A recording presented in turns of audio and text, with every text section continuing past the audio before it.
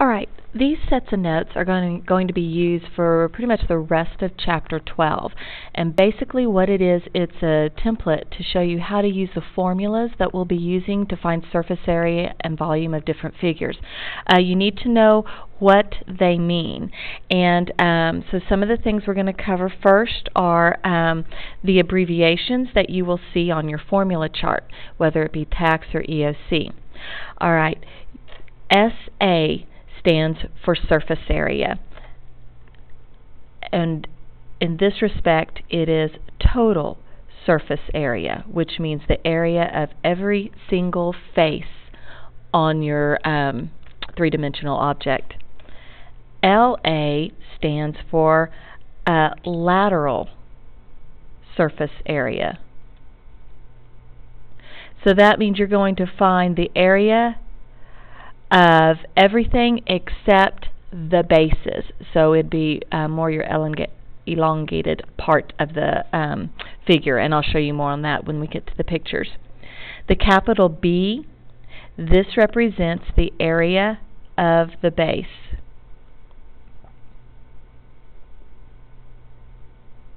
It's not just a line or a segment of the base, it is the total area. So whatever the shape of that figure is of the base, be it a circle, a rectangle, a triangle, an octagon, you have to find the area of the whole thing. The V stands for volume, which is the amount of space inside a figure to fill it. This L, which is hard to see on here, it's a slanted cursive L. This represents what we call slant height, and I'll be showing you pictures of that in just a second. And the capital P stands for the perimeter, so the perimeter of a figure. Now there's a couple of other letters that are on here that I want to make sure you get. One is a lowercase h, so we're going to write an H, and this represents height of a figure, and then a lowercase r, which is the radius of a circle. Okay, now height is always perpendicular to the base. This is huge. Perpendicular, meaning it makes right angles. Alright, so here we have pictures of prisms and prism and a cylinder, and they have two parallel bases. Parallel meaning here's a base here, and then down here is another circle, and so these two bases are parallel. We can label those base and base. Here we've got, this is your base that's shaded in, and you can't see it, but this is another base here on this end. They are always going to be congruent and parallel to each other. And then their height can be measured in more than one place. Here what you would do is measure the height between the bases. This would be your height, and here this would be your height because it's between the bases here. Okay, so height can be measured in more than one place, especially in a prism. You could use this part and down below as your bases, and then this could be your height. But technically, you will see it used more in this way. However, you know, it's they're pretty good at explaining it in the pictures. Just know that you can do it both ways, but it's better to use the long rectangular sides as your height. That's more likely how you're going to use it. And I want you to make a note. Height is between the bases. Height is, let's put in distance. Height is distance between the bases. There we go. Alright, now the next part, we're going to be talking about pyramids and cones. They have only one base, and their height can only be measured in one place. The segment from the vertex perpendicular to the base. Alright, here we have a cone. And in this cone, we have this part right here, which would be your radius.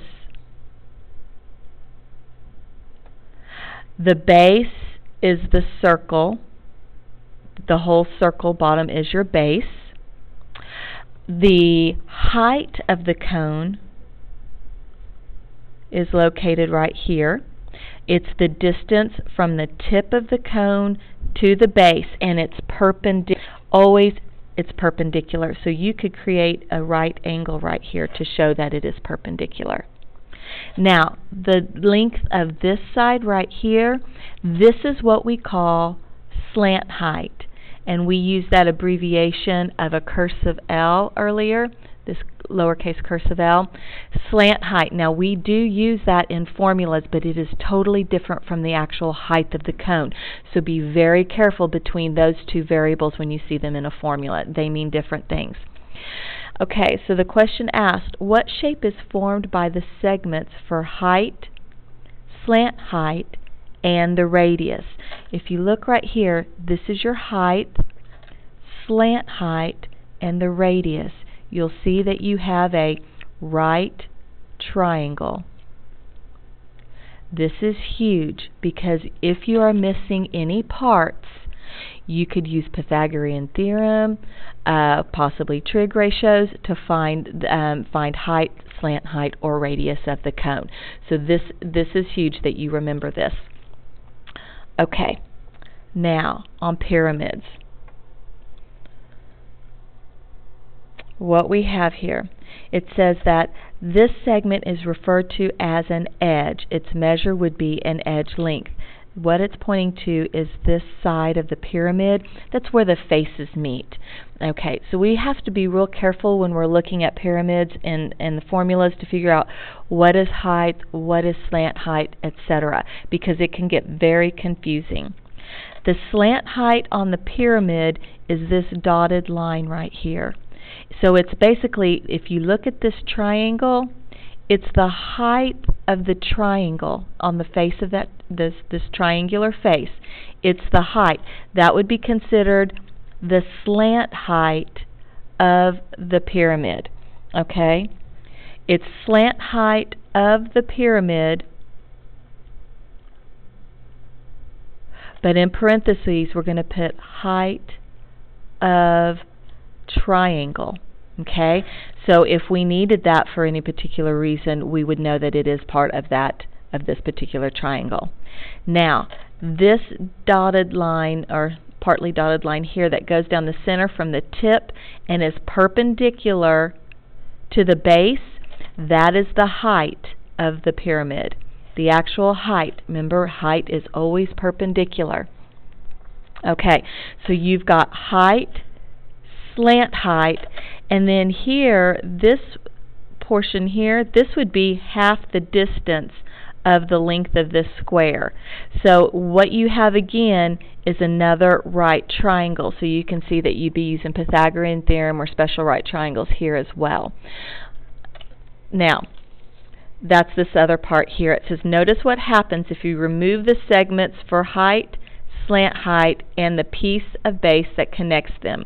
What shape do you get? A right triangle. So right triangles tend to follow us throughout geometry. We just can't get rid of them. But this picture here is a diagram of what we took out inside this pyramid right here. Okay, now that is information that you need to know when using the formulas. Now we're going to take a look at the formulas.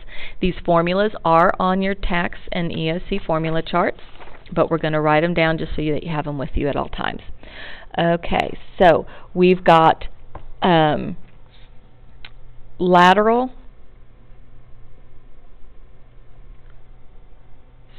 and surface area, as well as volume. And these are our formulas that we're going to be using. Okay, the first one we're going to do is a prism.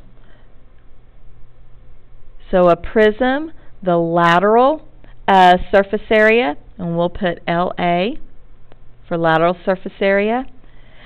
is perimeter times height. The total surface area is perimeter times height.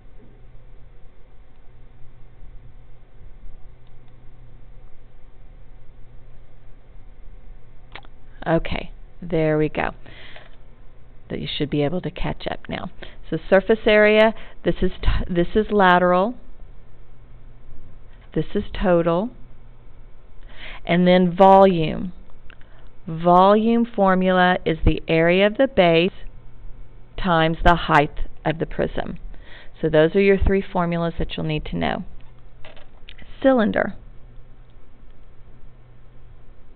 Okay, the lateral surface area is 2 pi r h, and if you look here, 2 pi r, that is the area or the circumference of a circle, and it'd be times the height. The total surface area is 2 pi r h plus 2 pi r squared, and that's basically your circumference times height, which is lateral, plus this is the area of a circle, so you've got two circles, one for each base, then you would add those two areas together. Then your volume is the area of the base times the height. Now notice these formulas look alike, but this has a base that is a polygon. This base is a circle, so you'd be using different area formulas to find the base. Okay, now then you have a pyramid. The pyramid for lateral surface area is perimeter times slant height divided by 2. For total surface area, it would be perimeter times slant height divided by 2 plus the area of the base. Your volume would be area of the base times the height divided by 3. Alright, now we've got the cone. A cone for lateral surface area would be pi r l, L being slant height. Surface area for total would be pi r l, L being your slant height, plus pi r squared. Then your volume would be the base times height divided by 3. Alright, and last but not least is your sphere. It's like your basketball. Alright, there is no lateral surface area, just total surface area, and the formula for it is 4 pi r squared, and the volume formula is 4 pi r cubed divided by 3. Alright, now these are the formulas that you'll be using in this chapter. Keep in mind that you will have to know your area formulas of your other figures, such as a triangle, a rhombus, a trapezoid, a parallelogram, circumference of a circle, area of a circle, any regular polygon. All of those will still take effect in here. So you've got a cheat sheet, you've got notes for those, so keep those handy because you may have to use those to find the capital B in your formulas. That's it.